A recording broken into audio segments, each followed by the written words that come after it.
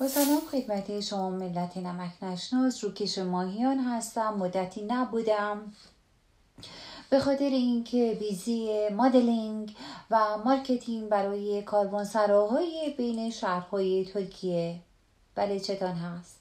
کاروانسراهای بین شهرهای ترکیه: بورسا، آنکارا، ازمیر، استانبول. Ne istiyorsun? Ne haberdir؟ بودم. کاروانسراهایی که تخت‌های گرد دارند like 1970 اونجوری که آینه در سقف باشد، دراز کشیده، آقای فوتوگراف عکس گرفته و گاهی وقتا اصلا در آن کاروانسراها مانده، شب مانده، صبحانه اوردر داده، آقای فوتوگراف اصلا عکس گرفته است. چطور هست مردشور برده ها؟ خب من مدل هستم دیگر. آقای فوتوگرافی گاهی وقتا برای ما کاروانسرای مجانی میگیرد. همونطور که گفتم من بسیار با کلاس هستم و همینطور که میدیرید این اورنج جوس را که محتوی قرص های بی تفاوتی ویتامین C می باشد در واین گلاس نوشیده. همونطوری که داشتم میگفتم ملت نمک نشناس، در این کاروانسراها گاهی وقتا صبحها من عکس گرفته خب از موقعیت استفاده کرده است و آقای فوتوگرافی خب همیشه فیلم و اینها را آورده و من هم که همیشه حوله به تن آماده. این دفعه همونجوری که در صفحه من دیده اید ملت بی تربیت که همچنان در صفحه من مشغول فحش‌های آنچنانی، فحش‌های داخل شلواری، بیرون شلواری، صیغه‌ای، بنگاه محبتی و فحش‌های خواهر مادری دارید نثار کرده که امیدوارم به خودتان برگردد. البته من کامنت ها را نمیخوانم. آقای فوتوگرافی گفت عزیزم کامنت ها را نخوان که بسیار عصبانی خواهید شد، صورتت چروک خواهد شد. برای همین من اصلا نمیخوانم.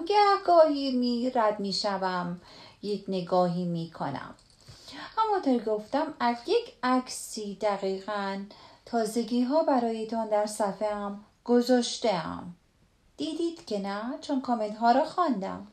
در آن عکس من حوله سفید پوشیده، میز صبحانه آماده، اما پاهایم هوا هست و آقای فوتوگرافی گفتن عزیزم روکش جان، لایک ها کم، لنگ ها هوا. بسیار فرمول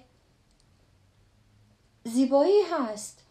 بنابراین من تصمیم گرفتم که در آن عکس در میز صبحانه پاها را هوا کرده عکس بگیرم. چطور هست ملت نمک نشناس؟ بی تربیت ها، بسیار فحش های خواهر مادری و مادری هوار کردید. البته من عکس های دیگر هم در صفحه خود دارم، عکس هایی که گفتم در کاروانسراها انداخته، روی تخت های گرد دراز کشیده و شما 1,000,000.1 دارید میبینید، لذت میبرید و فحش‌های آنچنانی میدهید. آره دیگر عزیزان، حرف دیگری ندارم. من همچنان به مدلینگ خود و مارکتینگ خود ادامه خواهم داد و اگر هم فیشال استفاده میکنید، گوشت یخزده میخورید. خب حالا شاید به گوشت یخزده فیشال هم استفاده میکنید، نه؟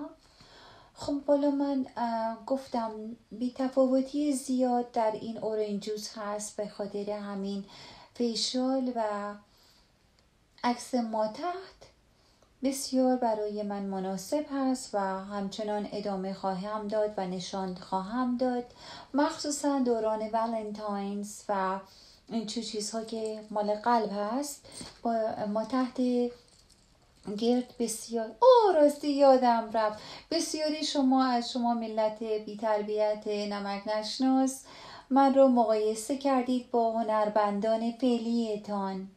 هی گفتید که فلان کس و فلان کس جایزه سیمرغ رو برد. خب من هم جایزه ما تحت گرد رو بردم. بله، بی تربیت ها، بی کلاس ها. خود من نامینیت شده بودم برای باسن گرد، ما تحت گردترین ما تحت دنیا، و من بردم آن جایزه را. به من دادن جایزه را. بله دادن. الان خب دستم پر است، اورنج جوس بی تفاوتی دستم هست، نمیتوانم نشانتان بدهم. بسیار جایزه بزرگی هم هست، طلایی است، از سیمرغتان هم بهتر، چون هیچ کسی ما تحت گردتر از من ندارد. مال من گردترین ما تحت دنیاست. بروم آقای فوتوگرافی، مرا احتیاج دارم، من که حوله سفید تن، موها پریشان، اورنج جوس